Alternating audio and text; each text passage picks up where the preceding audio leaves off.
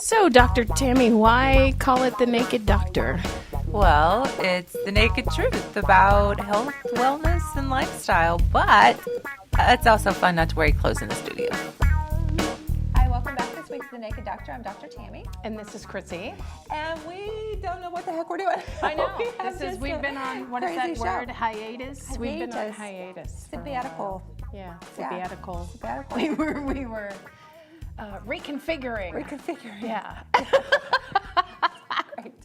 Yes. So I really, what I want to share tonight with the show is, I think, flexibility, because that should be our theme, because I think that flexibility is the theme for the one evening. of the things that comes up over and over and over again in your life that will trip you up every time, because you have an expectation of the way things should go. Yes, we all do. And some of them are our own expectations, and some of those are expectations we feel have been placed upon us for some reason. Mm-hmm. Right? So you think, okay, this is how things are supposed to go. My life is supposed to go X, Y, Z. And then what happens? It doesn't go that No, way. it totally doesn't go that way. Never goes that way. It doesn't go that way at all. And the more expectation you put on it, Yes. the harder it gets. The meaning and the weight that you put on those expectations. So I'm going to tell you the secret of the universe. This Are is you pretty ready? big, so you should get This is big. yeah, you should press record on your VCR. Press record. The secret of the universe is that you're here to have an experience. That's it. Bottom line. Period. Period. That's it. Experience. You're not here to learn Experience. anything. You're not broken. You don't need fixed. It's just an experience. It's not right, it's not wrong, it's not good, it's not bad, it's an experience. An experience. Period. And when you attach to the outcome of that experience, everything will totally go crazy in your life. Yeah. And nothing will be predictable in this. No. So it's just an experience.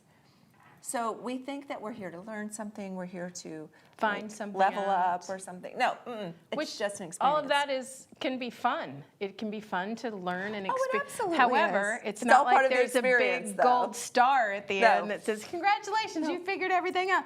Bing, you get like a special place Yeah. in heaven. No. No, it's just an experience.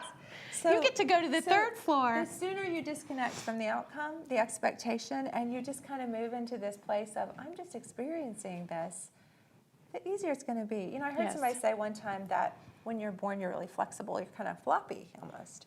And you go all the way to death, old age, death, you get more and more rigid. You get more stiff. You get arthritis, right? Yes. You get really stiff. And then rigor mortis, which is the death kind of That's life. that's the You're stiffest very- you can that's be. the stiffest you can be. So we're going from flexible to stiff, you know, and so it's like the more you remain flexible throughout life, the easier your life is going to be. And so it really is about flexibility. And think about the people that you really like and admire in your life. How are they? Are they rigid or are they flexible? They're actually very flexible. Really? Yeah, Okay. actually. Can you share somebody? Do you feel comfortable sharing somebody who's flexible? That is just I look at my example? daughters, as young as they are very flexible in thought as well as physically. I mean, they do a lot of physical things and like to twist and turn and things like that. Sure. But they're also very quick-minded and quick-witted and very creative, and they don't self-edit as much. Yeah. It's okay for just stuff to just come out. They're not that worried about what the world thinks about them right now. So children. Yeah, they're Children extremely are flexible. flexible. So And usually my- when we go to an example, we're probably going to go to a child in our Yeah, life. yeah. And sometimes the children get a little rigid. I mean, sometimes like my son, you know, if things don't go exactly as planned because he wants this to happen, you know, then kind of has the little come apart thing. But those are the least enjoyable parts of our relationship and of our life is when he's being rigid or when I'm being rigid. So when you're the most flexible, you're the most open. And you know, it's really cool. One of the modules that I did this week from the Life Flip modules, and they're all on Facebook and they're on our YouTube channel, Better Living RX, if you want to go there. But one of the things that I talked about in there was the ability to just kind of let go and to just kind of have an experience. And so, you know, when you're really being rigid in that moment, you have no flexibility. And there's this whole thing with being contracted or expanded. When you're expanded, the vibration, and you can measure these on brain waves from like EKGs. So you can literally measure the vibration of an expanded or contracted state at the only place that you can create. So if you want something in your life, it's from an expanded state. So if you're rigid and contracted, you cannot create anything in your reality. So the only thing that keeps you from that thing that you are envisioning that would make you, in the having of it would make you feel better, the only thing that's keeping you from that is your constricted state about it. Yes.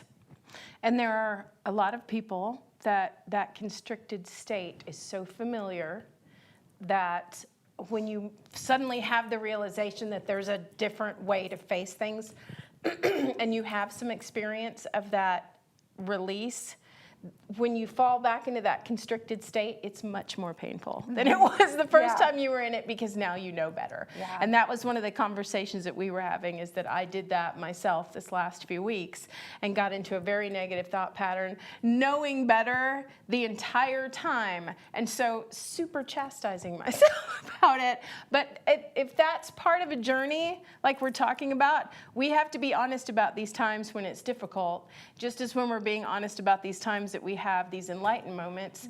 And so I'm always trying to come to the table with, this is exactly what I'm feeling right now. So in case there's someone else out there that struggles against, you shouldn't be chastising yourself for not being spiritually perfect. It's no different than what we do to ourselves all of the rest of the time. You don't need to dump that on top of it. So wow, what a weird, and then I try to look at every experience and say, well, I have something to learn from this. As I came in, I said, I can't just have emotions anymore. I've got to take it all apart and tell you what I learned, but that's the way that we approach things now. It's just so. Well, I don't think there's any coincidence that you've had a, quote, rough couple of weeks.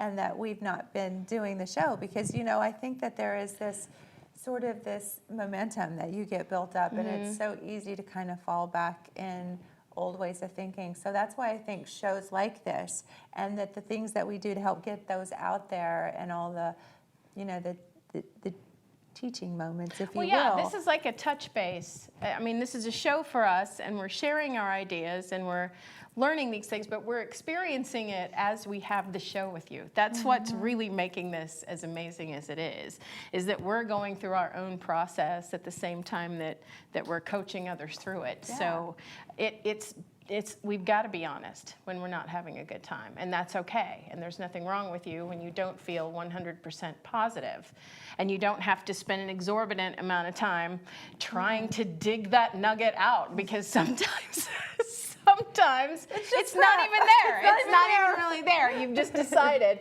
I don't feel good today, so there must be some belief that I have that's holding me back. That it's okay to just not feel great, but then remind yourself of those things that get you back out of it. Gratitude, making those lists of things that are going well for you. Assuming the positive intent. Assuming the positive intent, touching base with a friend who can pull you out of it. We all need to have one of those. But so many times we don't do that. So many times we're just like... We just internalize it. We just internalize it. We just crawl in a hole. We think we're not worthy of someone to pull us out of the hole. Yes, and it's a totally self-constructed little pity party. It really is. I love pity parties, though. I've had some delicious pity parties. You just don't want to get stuck in there, though, because sometimes you can get stuck in there, and then it gets a little hard to get out. Yeah. I think that's absolutely the truth. You know, but it's not really hard to get out. It's like once you make the choice to get out.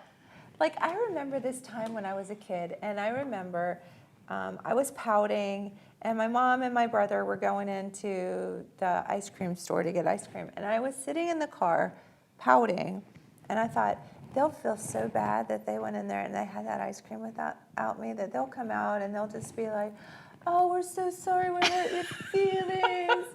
And this will be so wonderful. Like the little kid in Christmas story. Yes, that's like blind exactly on the cane, and everybody feels so bad. Yeah, nobody cares. No, nobody cares. Nobody's going to come out and do that. So when you sit and you have your pity party, nobody cares. Yeah, you're only doing that to yourself. Only hurting yourself. Yeah. Yep. And, you know, I'm almost 50 years old, and I finally learned that the grudges and the pity parties serve no one, not even you. Not. You think they serve you in the moment, but they really don't. But if you get into that thought process, it just attracts more thoughts like that. So you can continue to pile that upon yourself indefinitely, should you choose to. Yeah. So that's where we have the choice to get out of that. We do. Circular and literally, thinking. any moment, you can choose Just stop. You just stop. It's kind of like the Bob Newhart stuff. Just stop it. You know, he was talking about the person who was scared about being buried alive, and he's like, just stop it. Stop Literally, any phobia, any addiction. And I can tell you that I've had, I've got a wasp. Yes, we have insects in this I can tell studio. you that I have just stopped addictions that I thought were controlling me, and they were not controlling me. I literally just had to say, that's not real. This isn't serving me anymore. It's not serving me If anymore. you can really come to a place where it's not serving you anymore. And recognize it. Yeah. Yeah, because what we do is we look for the secondary gain in things. We look for secondary gain in the drama and everything that gets kicked up. Yeah. And these are a lot of, everybody experiences these things in different ways. You just have to kind of overlay your, do you remember those things that they used in school? The projectors that had the clear sheets on them? Do you remember the overhead? It's like the same life, but like we all are the same spark of energy. We each just have a different overlay that's giving us that template that's showing us where we think our blocks are and things like that. But we're all going through the same kind of thing. So you could overlay whatever experience in your life, and all of these same things apply, all of them. Yeah. I do think that some people, I just want to kind of honor blind spots or scotomas.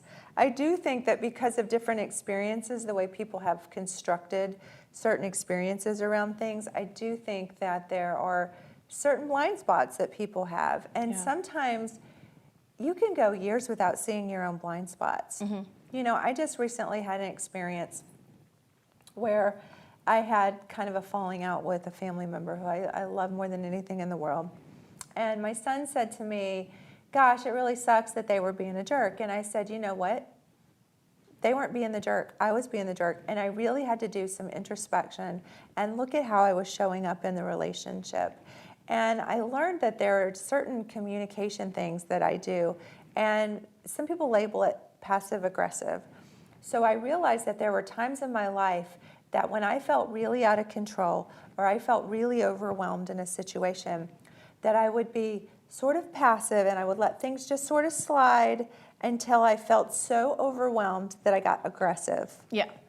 And then I would feel bad that I got aggressive, so I would immediately back up and be completely passive. And it's that communication is something that I learned, and I'm not saying it's okay. It's just a style that I learned. Yes, and I think this is common for crazy. a lot of women, and I call it the volcano. And you think in terms of, it's okay that I'm making a small compromise. This is a small compromise. Oh, yes, we've talked about compromises. Yes. I love that. Yeah, it's a small compromise. It really doesn't matter. I can let this one slide. And we compromise, and then time goes by, and we realize that we have compromised ourselves into a corner where had you come to me 4 or 5 years before and said, hey, in 5 years, this is where you're going to be, I would have told you, no way. No way. I wouldn't let anyone talk to me that way or do that, or I wouldn't have those experiences in my life because I wouldn't allow that. But you have slowly compromised. So now as a woman, and I don't want to say as a woman, I think this happens to everyone, suddenly you realize the only way to break free from that is going to be a little extreme. Regardless, it's almost like you've put off making a decision for so long that the repercussions are suddenly a lot heavier than they would have been had and maybe you done even this. just that you feel like you have to Or muster you feel the like energy yes, because to you have overcome, compromised. And whether how it's true is or this not. reaction going to be? You've always said this was fine. Why is it suddenly a problem? And so there's this. Then we have this huge hump to overcome. You got to get your guns ready. Huge, and. Okay, now let's say that you do stand up for yourself and you make a huge change in your life and this is great and now everything is rearranged. But if you haven't learned how to change that communication style, here's a new relationship or a new job or a new whatever. You just take it with you. And you just continue to progress the way you always had, letting yourself get backed into a corner until one day you volcano and what's wrong with you and everything changes. And then people wonder why they have this repeating, just put your repeating cycle in there. Exactly. Why that has to continue to happen.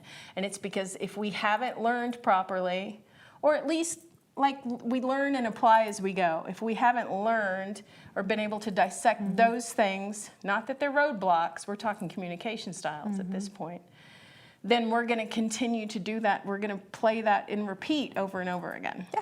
Just shows up in a different way, Makes total different sense. person. So how do you, let's take this for a second. How do you take that into your API moment? Now, what did you do? Was this part of repainting your past, or was this? Yeah.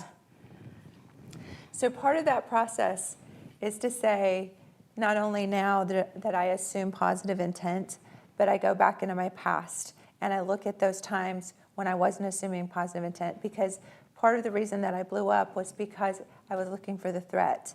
And I thought that the only way that I could communicate, because normally I'm being flexible, normally I'm being jolly, I'm being easygoing, and when things aren't really lining up, then I'm like, no, you don't understand, no, you're not listening to me, it's got to go this way. And so then I'm showing up kind of as a different person.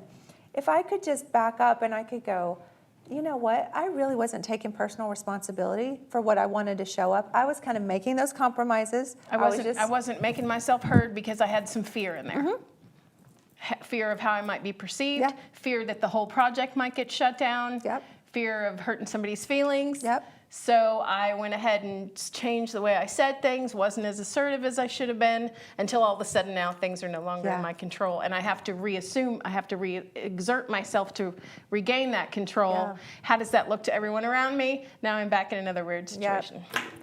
And part of that is really getting honest, completely honest with yourself. Because that's the person that you're usually the least honest with. And that's why you make those little compromises. Because you're like, doesn't really matter, but it does. Doesn't really matter, but it does. Well, this little bit of pain that I'm feeling, because we have to get back to that. Because we all know when that little, and I call it that string or whatever it is, goes, meh, and you know that something's not 100% in alignment with what you were trying to say, or this person has just done something that is really bothering you. That's an activity you prefer that they don't do, or something that they shouldn't say.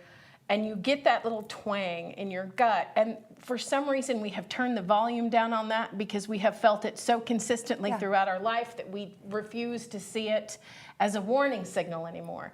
It's almost like you stop trusting your own guidance system because there's part in your brain saying, it'd probably be best if you just let this one go.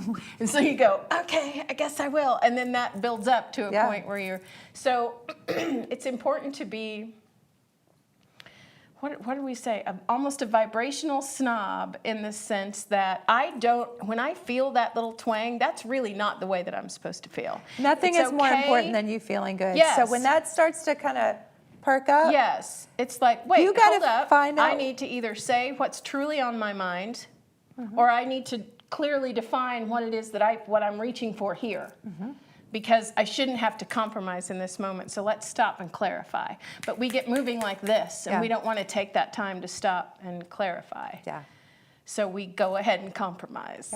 And then it stacks up like dominoes, and then everything falls apart, and we get upset about it. So we've got to start assuming positive intent for ourselves. What is my most positive intent in this moment? How do I communicate to the person across from me that I'm not trying to overstep my bounds? I'm not trying to say that what they did wasn't what I wanted. I'm trying to get them to also see that I'm assuming positive intent. We all have a goal here. We're all trying to produce something wonderful here. So maybe that's... You know, and I think this is really interesting. I think getting clear on your communication style, looking back and saying, okay, I kind of tend to do the passive-aggressive thing. I just had a friend tell me not too long ago, she said, you know what, I was doing a little introspection, and she said, when I get stressed, my emotions get wonky. When I get scared, I act angry. When I feel backed into a corner, I kind of turn into like catty. Yeah. And that helped me so much, because what I've seen with her is when she gets stressed, that she just tends to just kind of be kind of mean. Like even just a little bit of stress, she just kind of turns it. So when she said that, and she said, I'm really feeling scared and I'm feeling hurt, or I'm feeling overwhelmed, that's why I do that. It really helped me get clear. See, now that becomes a signal to you. It's not an attack, it's a signal. That's her signal to everybody just needs to back off from me for a little bit. Yeah, and when you get really clear and honest with yourself about what that looks like, then you can tell people, I'm working on some of these aspects, and I'm working on kind of this passive-aggressive thing that I do, but I'm going to tell you that when I start feeling a little overwhelmed, or I stop taking personal responsibility for myself, for my life, and I tend to kind of do that because I want to be liked and wanted. I tend to kind of do that. So, it's really important that when you ask me something, maybe just slow down a little bit and make sure that you take a few extra minutes, if you can, just to make sure that I can get clear on what it is I want. And when you can start to feel out some of those things in your personality and in relationship, and you can kind of call those out, it totally changes. Oh, yeah. Like one time my husband told me that when he gets like defensive or a little mean, it's because he feels like a scared little boy. He starts to feel rejected or abandoned because he's adopted, and so a lot of that stuff shows up. Yeah. So I know when I've pushed too hard, or when I'm in a stress state or whatever, when he starts to, be aggressive, I know he's just a scared little boy. So it helps me look at him, it helps me assume positive intent with him, because I don't assume that he's trying to hurt me. I can assume that he's feeling like a scared little rejected boy. Yeah. And throughout our family relationships and social relationships, and I have noticed this so much, there is almost a mask that everyone wears as to, this is what I'm supposed to feel and this is what I'm supposed to say. What I really am feeling is this back here, but when I come to work, all of that needs to stay back there. I'm going to say I'm all right. I'm going to say everything's, yes, I understand. I'm going to, I want to keep that face on because I don't want to appear weak to anyone. I don't want to appear as if I don't have my emotions and my personal life in check. I want to appear to be that woman that everyone expects me to be, right? I mean, everybody kind of feels that way. And I was talking to my mother one time, and I said, in a relationship, even with you and Dad, aren't there times when you just expect him to know how you feel? Like you'll say, I'm okay, but you're really stomping around mad because he didn't unload the dishwasher. And she's like, yes. And I said, wouldn't it be more effective to go up and say, I'm mad at you because you didn't unload the dishwasher? And she's like, oh, but I would never do that. And I'm like, but you stomp around and you kind of expect it. And God bless my mom. I was trying to get the point across to her that so much of what we say to each other isn't the truth. It's not the truth. It's incongruent. It's not the truth. So if you're telling me you're okay and I'm feeling from you that that's not the truth, and my entire life I have been walking around having people say one thing, but somehow I know that's not the truth, we do start discounting. I don't even know what the truth is anymore. I really don't. Because and then we find ourselves people lie to my face, and I'm like, okay, because yeah. I don't even know how to read that anymore. It's become so confused.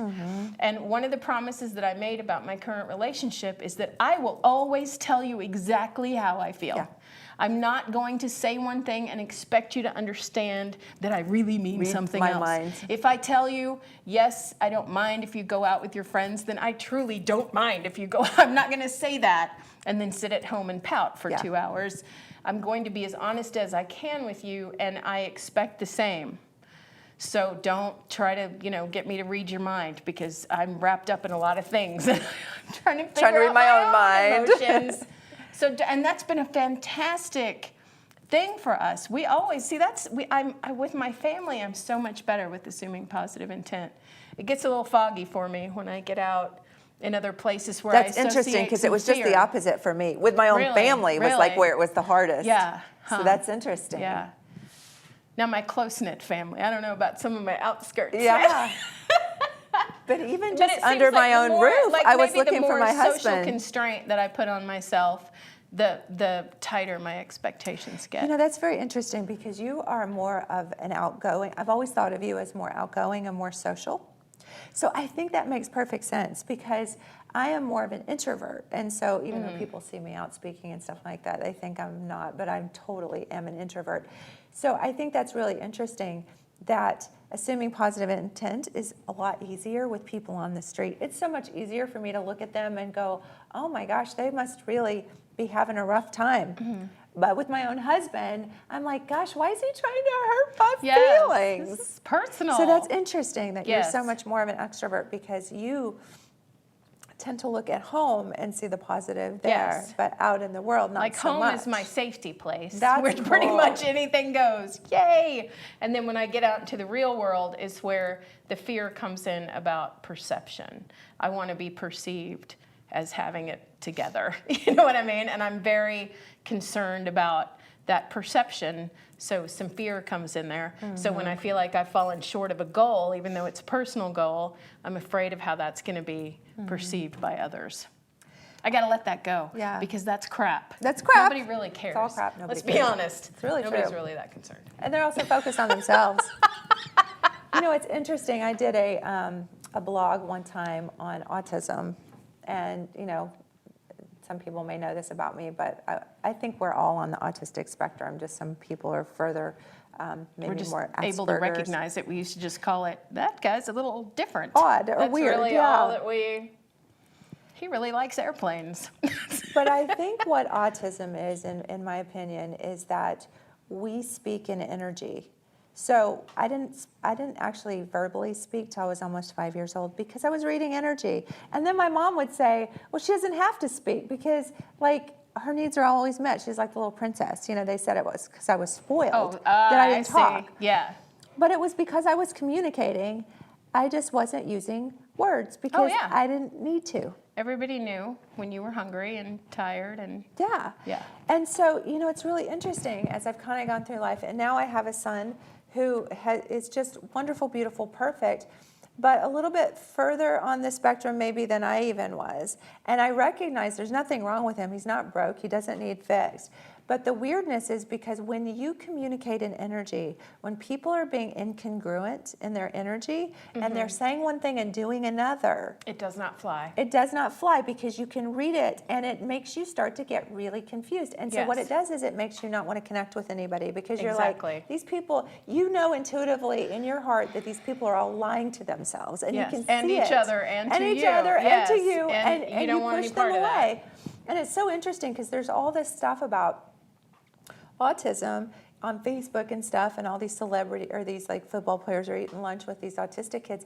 And I can tell you, as someone who's pretty far on the autistic spectrum, I could really care less whether a stranger comes and sits down with me Yes. or not. Yes. So I'm not feeling any lack or any loss. So unless you can be really congruent and really honest and really real, and want to connect with me on a level that says, I'm a human being that loves and honors, you know, namaste. The light in me sees the light in you. Unless Yeah. you're that person, I got no use for you. You just go, you know, do whatever you're going to do. Yes. I don't need you to sit with me at the lunch You're table. not doing me I any ain't favors. going to miss you. I ain't going to, you know, so I've never had a lot of friends for that reason because I really have this, I really need them to be congruent in their energy, or I just really don't have a lot of tolerance for it. So I've learned to kind of compromise and to kind of get along with people out there. But when it comes right down to it, we speak in energy. So be congruent, be consistent, most of all, be authentic because we see it a mile away. Yes, And and that's even- becoming more and more prevalent It that is. we can. There are more and more of us waking up and saying, you know, we're not even telling the truth the majority of the time. Let's make Yeah. this better and start reconnecting with that part of us that lets us know that things aren't exactly the way we want them to be. And understand that there's more ways to communicate than just the words that are coming out of my mouth. Yeah. And the way I see the world is not the way you see the world. And so that's okay. Yeah. And sometimes they might bump into each other, and that's all right too. Yeah. But we're really all basically the same spirit having all of these experiences at the same time. Yeah. And we got to remember that and be cool to each other. Yeah. That we're, as I was saying to someone the other day, they were saying, well, you know, they did some ancestry stuff and I'm related to so-and-so and I'm related to so-and-so. And I said, you know, we're all cousins. We're all related to everybody. We're all cousins. I'm related to Oprah. So we're all related to everyone. So we should be nice to everyone because we are all members of the same species. Yeah. And we got to start acting like it. Yeah. I love being able to speak in it. I love being able to communicate in energy. What I found is that most everybody can. And what I found is that when you just communicate through energy and you don't so much worry about words, it takes a lot of the fluff out. Like when you and Yeah. I walked into the room tonight, we didn't have to do all the fluff. No. Of, how's your day No, been? we were like, You know, what's when- up? And I said, some stuff sucked this week. Yeah. And I went Felt like right that. into it. And that energy was congruent. If you tried But to if make I had me sat think, here going, it's oh, it's fine, Tammy. It's great. I had a great time. I'd have And been she like, would be what the sitting there hell? going, something's wrong Not with her. cool. This is not right. Exactly. So, This has been a great this has been week. good. Yeah. It's been a good show. Yeah, It's actually it's been a good. good show. And even with the difficulties this week, I learned quite a bit. So Yeah. Just assume positive intent and love everybody. Yeah. And, you know, even if they don't have positive intent for you, I think that assuming positive intent, you will see it more as you just kind of become a more positive person. If someone's really being nasty, it will just show up that much more and you can go, you know, next. Yeah, That doesn't feel next. good to me anymore. Next. So it'll just help you be really consistent and congruent with yourself. yeah, we're learning Honest this with together. yourself. Hang in there. Yes, absolutely. Have a wonderful, blessed week, and we'll see you back here next week on The Naked Doctor.